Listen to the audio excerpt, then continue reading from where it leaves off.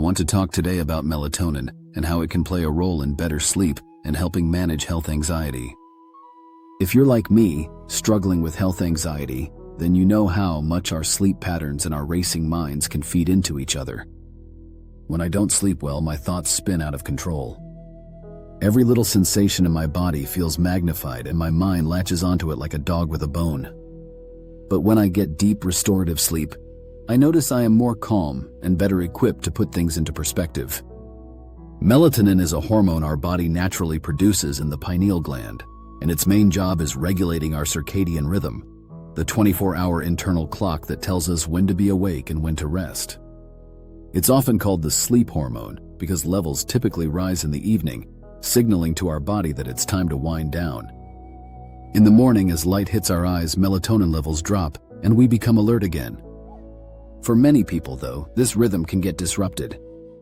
Stress, artificial light exposure, late-night screen time, irregular sleep schedules, or underlying anxiety can all interfere with the natural rise and fall of melatonin. That's where supplementation may help.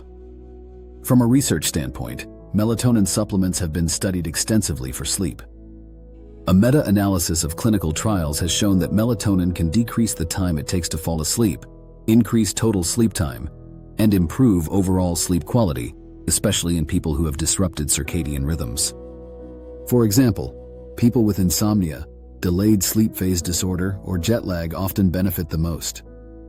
For me, what stands out is how it can shorten sleep latency, the time between lying down and actually falling asleep. When I'm anxious, especially about health, that's often the hardest part of the night. Lying there in the dark, wide awake, with me thoughts racing.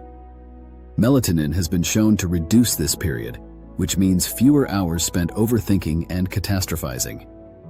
Now let's connect melatonin and anxiety. The research here is growing, and while melatonin is not a cure for anxiety, there's compelling evidence that it helps regulate the body's stress response.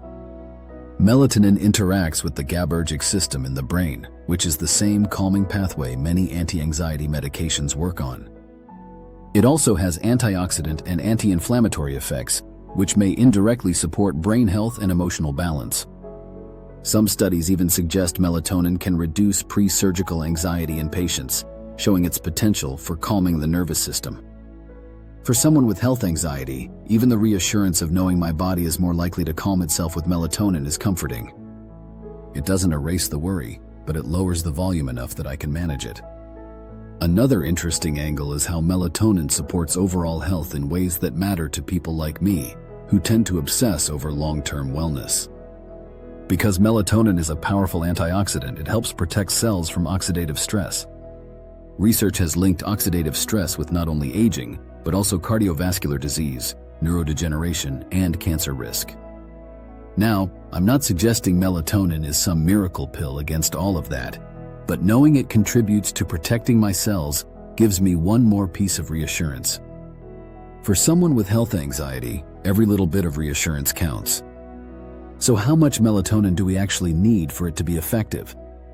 This is where it gets tricky, because unlike many vitamins, more is not necessarily better.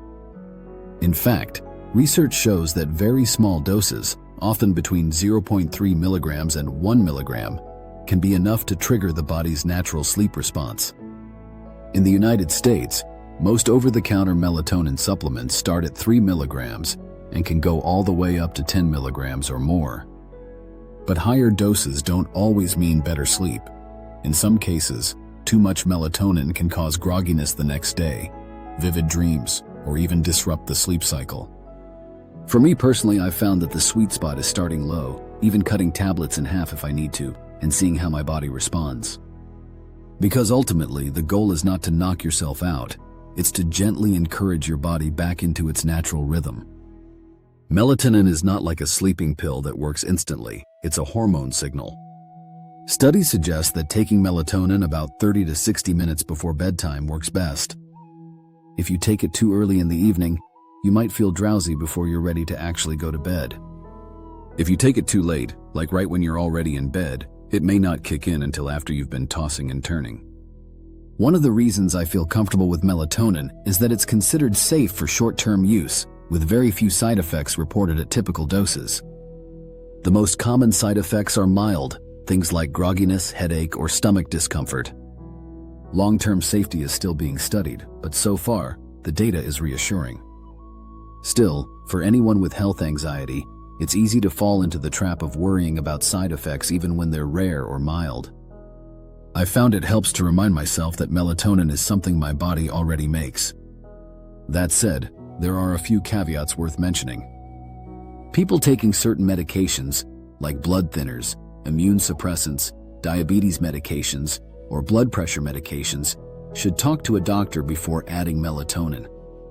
There are also situations, like pregnancy, breastfeeding, or certain medical conditions, where melatonin might not be recommended.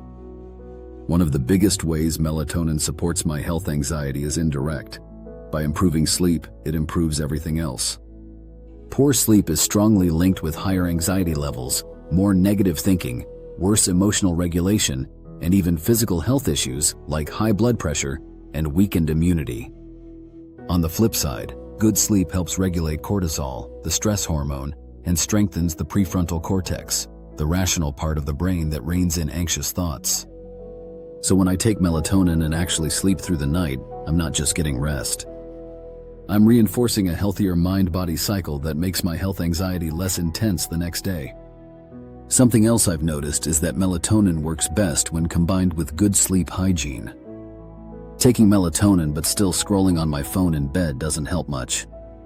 But if I dim the lights, avoid screens, keep my bedroom cool, and stick to a consistent bedtime, melatonin amplifies those good habits. It becomes the gentle nudge that tells my brain it's safe to sleep now. And when my brain believes that, my body follows. For people with health anxiety, rituals like this matter. They provide structure and predictability. Taking melatonin at the same time each night, following a calming routine, and then actually experiencing restful sleep builds confidence. It proves to me that I'm capable of breaking the cycle of worry and exhaustion. And the more nights I sleep well, the more I trust my body. That trust is something health anxiety constantly tries to strip away, so building it, even with something as simple as melatonin, is powerful. So here's my takeaway. Melatonin isn't a magic bullet, but it's an evidence-backed, relatively safe, and simple tool that can make a real difference for both sleep and anxiety. Start low, around 0.5 to 1 milligram, and take it 30 to 60 minutes before bed. Pair it with good sleep habits and be consistent. Over time, the benefits accumulate, not just in better sleep, but in calmer days, clearer thinking, and a healthier relationship with your own body. For those of us living with health anxiety, that's more than just a supplement, it's a lifeline.